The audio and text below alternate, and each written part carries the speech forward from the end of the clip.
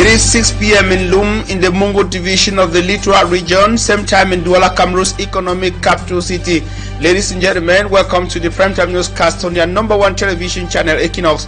We are broadcasting from our central news desk. In our top stories tonight, how much progress has been made in the fight against corruption 20 years after the institution of the National Anti-Corruption Commission, CONAC, in Cameroon, is the question many Cameroonians are asking as the institution clocks 20.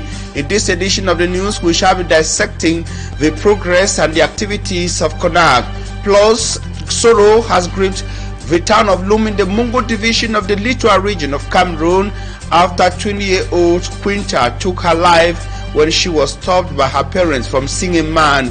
This incident has sent shockwaves across the town of Loum, but also in other parts of Cameroon. Ladies and gentlemen, these are the top stories. Thanks for joining us. Stay with us.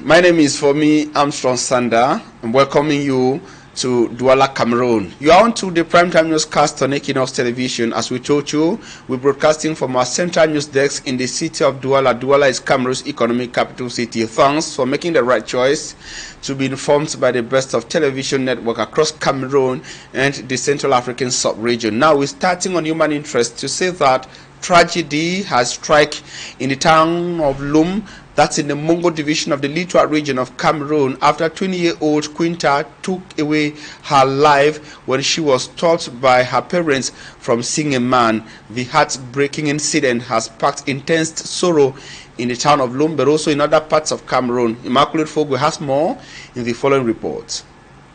A 20-year-old lower state student at Government High School Loum in the Mungo division allegedly takes her own life by consuming poison. The heartbreaking act is linked to her foster family's disapproval of a relationship with a 35-year-old neighbor, Ngwese, deemed unfit for her due to his poor behavior. Quinta's family had restricted her from seeing Ngwese, a decision she couldn't cope with. Rushed to the Councilor Regional Hospital, she sadly didn't make it. Neighbors are shocked, with some calling her actions outrageous. What she did is very wrong. They are her parents and have all the right to advise her if they think she's going wrong. Social media has made some of our children stubborn. A lot of them copy the wrong example without measuring the consequences. That's why we parents must play our role. She was so naive. How could she kill herself because of a man? It's really weird. I encourage young people to focus on themselves and try to improve. Quinta has been laid to rest in Melon, leaving behind grieving family, friends and a community in distress. Meanwhile, her story is sparking tough conversations about love relationships and the pressure young people face.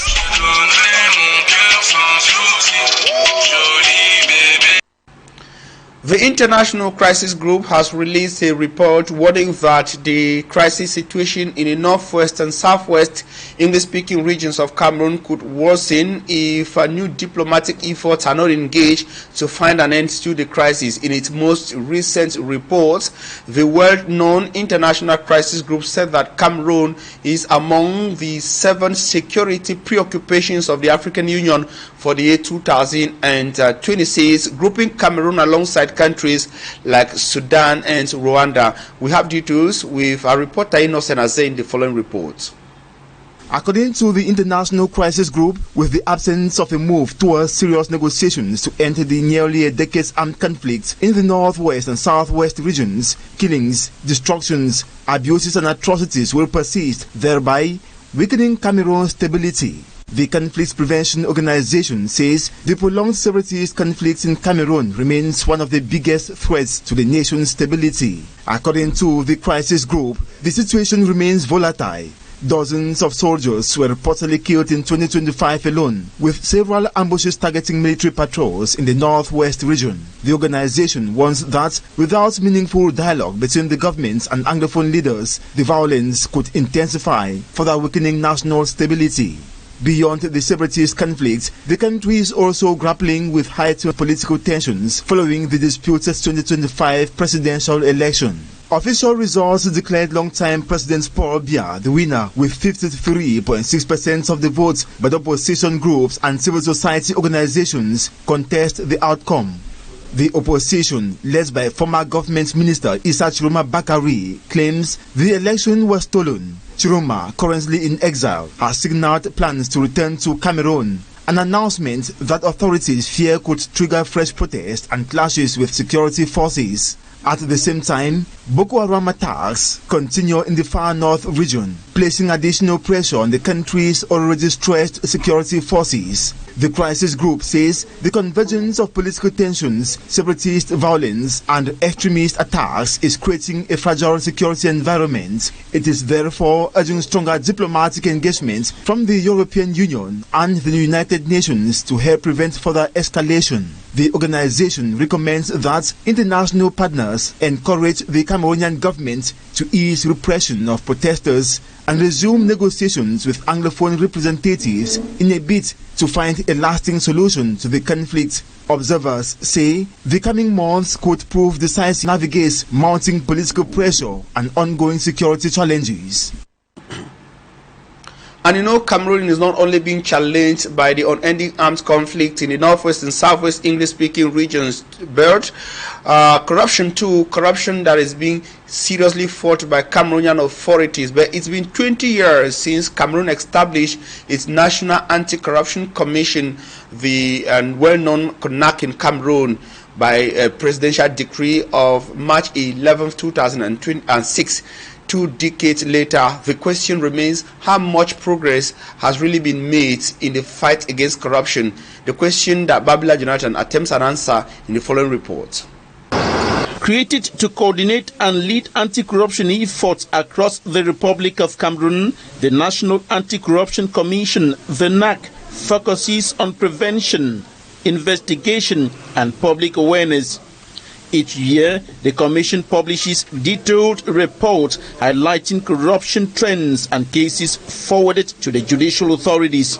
Over the years, the NAC has exposed several major embezzlement cases, pushed for transparency in public finance management, and run nationwide integrity campaigns. Yet, despite these efforts, Cameroon still ranks poorly in global corruption indices, suggesting that on-the-ground results remain limited. On ne peut pas être péremptoire. According to political scientist Dr. Stéphane Zanga, it is difficult to affirm that the NAC has significantly pushed back corruption because the ill remains deeply rooted in administrative practices in Cameroon. A 2025 civil society report by the International Governance Institute notes that while institutions like the NAC exist, their independence and resources remain insufficient and enforcement of anti-corruption laws is weak. L'absence de pouvoir de sanction directe. In this perspective, Dr. Stéphane Zanga notes that the National Anti-Corruption Commission does not have prosecution powers. Le refus de collaborer des usagers. Another stumbling block identified by Dr. Stéphane is the difficult collaboration of citizens, many of whom he says are hesitant to report corruption cases to the NAC due to a strained relationship between the public and the administration. Observers and government critics say as the NAC marks 20 years, its balance sheet is mixed. Stronger frameworks, greater public awareness, but weak implementation and persistent impunity continue to cast a shadow over Cameroon's anti-corruption drive. Another major story across Cameroon is that the government is said to have sacrificed a diplomat over the Middle East conflict. The head of the Ministry of External Relations in the Littoral region was sacked for criticizing the United States of America's involvement in the Iran-Israel war. His comments on international law violations, referencing the U.S. strikes on Tehran, sparked swift actions from Yaoundé. Immaculate Fogwe has more. Benzema Isimi, officially being installed as interim head of protocol and consular unit at the Ministry of External Relations in the Littoral region. Presiding over the ceremony, Littoral Governor Samuel Douala reminds her of the importance of being reserved and discreet while carrying out her role. This appointment comes after Simon Pierre Ombambida, the previous head, was relieved from his duties following controversial statements made during a televised interview on Canal 2 International. According to administrative sources, Ombambida publicly criticized the attack carried out against Iran by Israel with the support of the United States on February 28, 2026, which was deemed incompatible with the duty of reserve required of diplomats.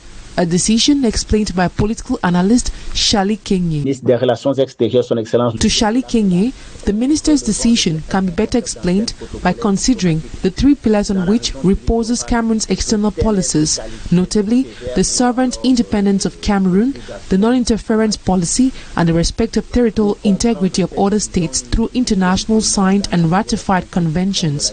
He further says the Diplomat's TV's declaration was made in the heat of a major conflict opposing Iran and Israel, which thereby gives the impression that his declaration is the official stance of the government of Cameroon on the issue. On if the action of the minister is exaggerated, the political analyst says, the immediate minister's reaction may appear excessive, but no, it is simply strategic. The minister needed to act swiftly so as to prove that his declaration had nothing to do with the official stance of the government of Cameroon, and so in order to avoid its consequences on the government. Allowing such a declaration to go without such an action would endanger the economic and strategic interests of Cameroon. It is true that Iran is economically present in the cement sector in Cameroon, but the US has more deeper and strategic presence in the nation, from the health to the military. Israel on its part is of course discussed to be the brain behind one of Cameroon's elite corps of the army. A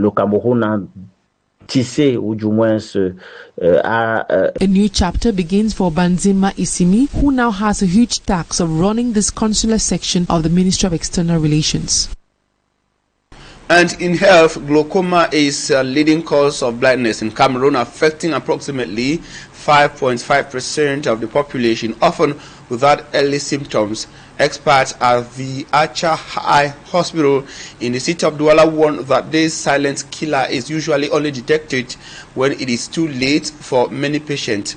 To combat this, a free screening campaign is currently underway in the city to promote early diagnosis and awareness. Loma Nyegro has more in the following report.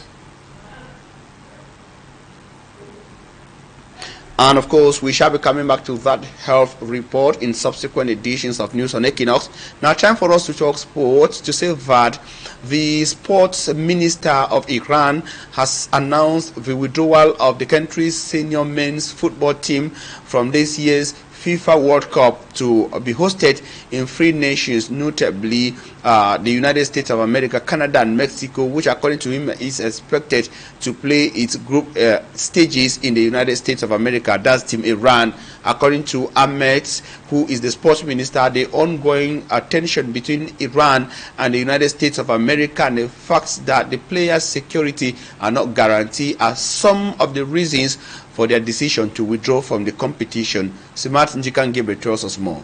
According to Iranian sports minister, his country will not participate in this summer's FIFA World Cup tournament, which is being co-hosted by the United States of America. Ahmed Donyameli, in remarks that was broadcasted on Iranian television, said players have no safety and the conditions for participation simply don't exist. The World Cup is set to run from June 11 through July 19, with the US as one of the 3 co-hosts for the tournament alongside Canada and Mexico. Most games will take place in the US, including all 3 of Iran's group stage matches, which are scheduled to take place in Los Angeles and Seattle. It was not immediately clear whether Iran had formally withdrawn from the tournament. FIFA and the Iranian Football Federation did not immediately respond to the inquiries. FIFA would have broad discretion to replace Iran in the tournament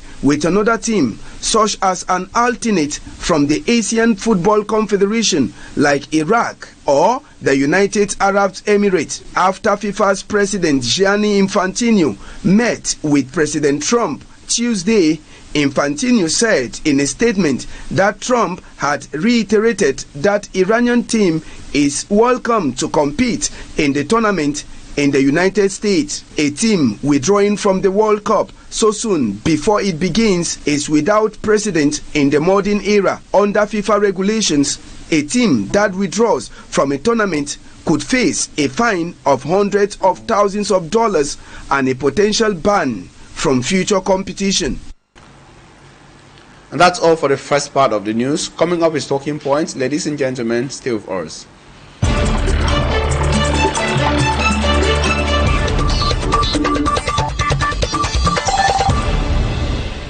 And on Talking Point tonight, we are privileged to have a major councilor called a municipal councilor of the city of Douala. She's not only a municipal councilor of the Douala City Council, who is directly involved in the policies of the city council as far as the well-being of Douala City dwellers is concerned, but also a female mother.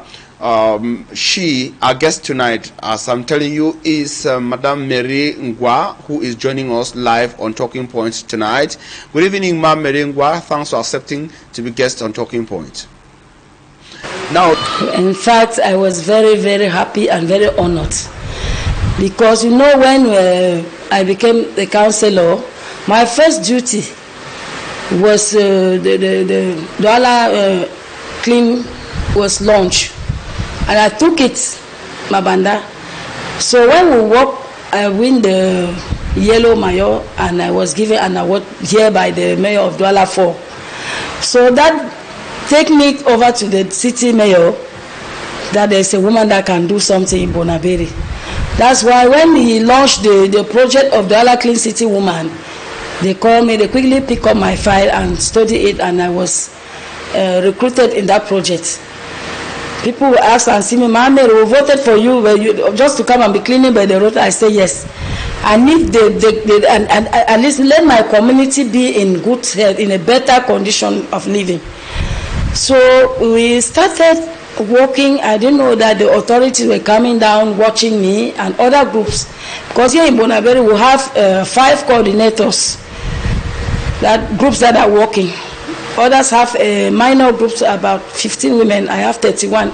So I'm the big group, as they call it. We have been doing all our possible best to keep our site clean. They have to remove me from Abana, send me to highway. When you pass now, you quickly meet my women early at 6 a.m. around Kwasa, Rai, and up to Minister de Soya. That's where I work now. You can imagine we manage the vehicles and so on, and the women have never been injured, and we are doing our best. Now, it's a good thing. We just from the International Women's Day, where you and your team got awarded for being outstanding in the Douala Clean City, where other women contested, and of course, you said that you are extremely happy receiving that decoration, honor, and recognition. Now, the second question I want to get from you is Douala, on a larger scale, despite the fact that you were identified as being outstanding with your group members in keeping the area clean, but Douala on a larger scale, it remains relatively dirty, especially with enormous human resources deployed by authorities in their efforts. Marcus, what stops this? What's your secret, you as your group? What makes you different and outstanding? Thank you very much. Before I answer your question, I have to give thanks to the city mayor, who honored the woman, who has given confidence to the women of the Vuri. So with the women, you know, it's some kind of association that they are not easy to manage. But I've been able to manage women, a group of women, about 800 women, because when you see Mabana Women Association, it's a networking association. So I've done it. I've been president for about 20 years now. I know how the women are. When women want it, they can do it. But if you take them by heart, they will not do. So I beg them that we are preaching and saying that what the men can do, we can do it more better. Let's prove it. And when we walk, even man does not see, God will see us. Our children will grow and meet a better place to be. It is going to be a pleasure for us. So they are doing it with passion. Even salary will not come on time. They are there doing their work. When you come at 6 o'clock, you see a women are trying to push in their pockets, their telephones, so that they should not be carried away by thieves by 5 a.m. just to meet up with their targets, and that's how we do it. So even the city mayor was very happy. The governor do some rounds from group to group, visited us last 2 months, and that's how he came to select 12 out of 55 coordination, which I was among. Madam the Councilor, like I said, it's very important. Douala, no doubt, is facing enormous challenges as a major city in Cameroon, but waste management too is still a serious challenge. You and your group are seen to be outstanding in this domain. What then stops this strategy of yours that is working so well in Mabanda and Bonabegre from being implemented on a larger scale in several neighborhoods across the 7 subdivisions of the city of Douala? Yes, thank you very much for that question. Let me talk so that people can know. Let me talk about Bonaberi, because that is where am I.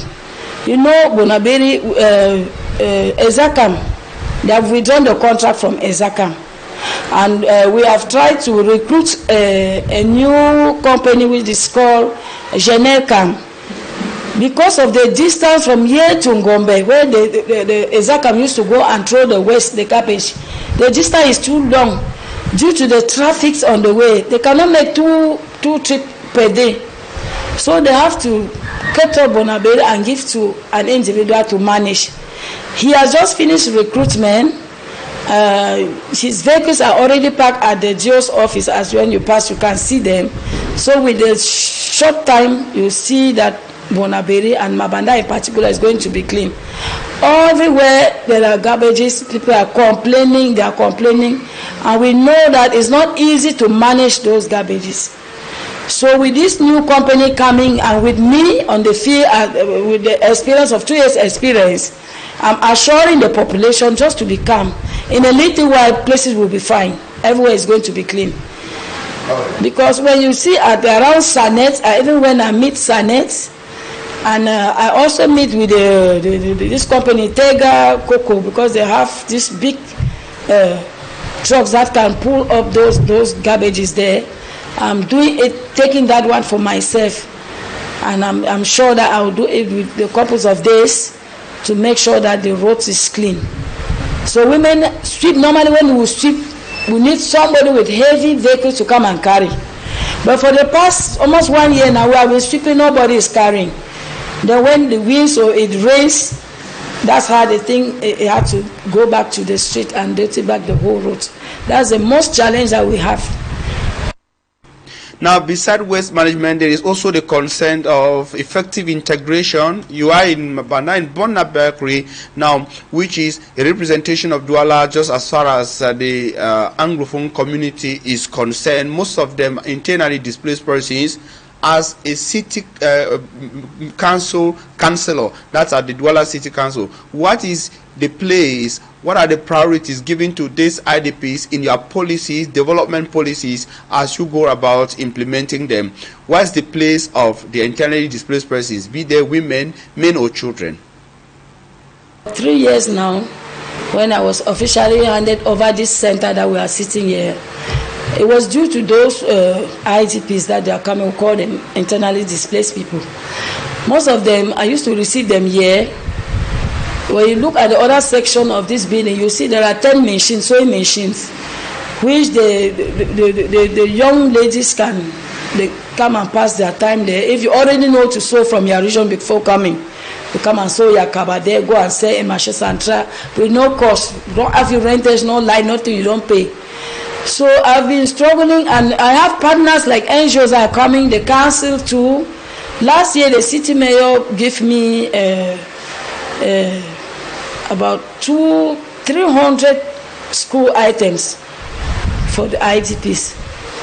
And that was done in Bonamusadi, because you know he comes from Bonamusadi, from Douala 5. I said we should go and do it there, but I had to carry about 200, 100 from that side, in company with Mr. Ayok, who is the president of IGPs in Bonaberi. I'm just the vice. So we were offered a lot of kits for the children. Talk less of food items that are coming from partners, NGO. I receive them here at every time. I have a list of most of them. Whenever that we are doing, we make sure that they are included in our activities. Even in the market, when I meet the mayor, I said, the ITP, the women has nowhere to go. How can they create their own counters to catch up with activities, daily basis activities? So the mayor gives instruction in all the markets here in Bonaberi for the market masters to create place for them, because you see one lady will have about 3 tables, so they are going there, share them into everybody. So I think things are really becoming normal here, and we'll try our best to see what we can do to them. The most challenge now is at the level of the council, there is no Anglophone there who can help them to sign rather their documents, to clarify them about what they have to do. So I'm still working on that. By the grace of God, if I'm well positioned tomorrow, maybe be there, I will do my best to make sure that the Anglophone communities are well seen in Bonaberi. It is surprising that in a municipality like Bonaberi, with that huge English-speaking population, then there should be nobody from that extraction at the level of the council who can effectively communicate with those who come from that part of Cameroon. Now, Douala is also facing other problems. We've had neighborhoods crying of epileptic electricity supply, which is not constant, but also water problems. What is being done with regards to these challenges faced by the city dwellers? Thank you, Armstrong, for that question. Let me talk about water. Because when I was doing my campaign, I promised the population of Mabanda that I'm going to see what to do that we can have a very good portable drinking water, which was even done. You know, the mayor, the professor, Mayor Mobi here in Douala 4, he opted. He built some 6, let me say 6 in Mabanda, because they are everywhere in Bonaberi. Drinking water points, which one is managed by me here behind High Tech. And unfortunately, I don't know what came over with Cam Water. When there was dryness everywhere, the population have to come out, cut all the tube looking for water. So, but now the problem is being managed, and I think it's almost coming to normal now. But now we have water. I promise water mostly to some interior blocks that people have to walk for a distance before they go and get water. I want to quote an example like Block 39 after the community school. Yes, there's the mayor have done everything possible to send water in that block. Reinforcing the tube that was there, the smaller one to a bigger one. So now that block now, one is the biggest block in Mabanda, now they have water. Yes, so things are going to be fine. And I know when you're first year, you still learn and you still try to, you talk at times, they will not even listen to you. You have to insist. You have to insist. You see, one of my projects was also this Mabanda Lycée Road, which is under construction now. When I reached Bonanjo as a major councilor with other colleagues that were there, when I sent my hand up that I want to say something, they know that I want to talk about that road. It become a history. Then Mary want to tell you, say, Mary, it's a road la. But now the road is under construction. I am proud of it that at least one of my projects has been realized by the city mayor. That's good and interesting. Now, we are still in the month dedicated for women. Few days from the International Women's Day. Tell us, has it been easy as a female councillor at the level of the Douala City Council, what we call a major councillor? Has it also been very easy as somebody from an English-speaking part of Cameroon in the major city of the country, Douala? Armstrong, I think you have touched one of the best points of this this discussion, because going to be a major councillor, it was the thing for the men. For the past time it was always the men. I can be proud to say that I'm the very first lady to be there, not even from Mabanda in Bonabera as a whole. You can find few women Conseil Municipal here, but in Bonanjo they have never been. I'm the first lady to be there, and that's why I'm trying to really break the records. Now the President of the Republic, Mr. Pobia, has given another go-ahead that they should give more space to women in terms of development and the youth, because they know that with the women, they do it with passion. The men will take it and even look for someone else to come and be there. If I was somebody, I would recruit somebody and put to manage Douala Clean City. But when we passed in the early hours, you also saw me on the road. I'm sweeping also. I work with them. I don't make myself, because now that I'm up, let them come and sweep because they are working either for me or to go and receive salary. When you love your people, like your people, show the example. So I think we are going to fight so that more women should be involved in development, in politics, and in everything we do. Where decisions have been taken, I stand for the women, that let women be represented everywhere, because I believe that they fear God, and they like to do something with passion. Well, that was Madame Merengwa, Honorable Councilor Merengwa. She is a councillor at the Douala City Council. Madame Honorable, thank you once again for your time and your time spent with us, and also the details given to us on this program, Talking Point. Thank you. Thank you so much. Finally, thank you so much for accepting this video. Equinoxe, we urge you to stay connected to Equinoxe. Our next edition of news will be in the French language. That will be at 8 p.m. As for me, rendezvous is taken for tomorrow, Friday, same time on same platform. Stay connected, stay blessed.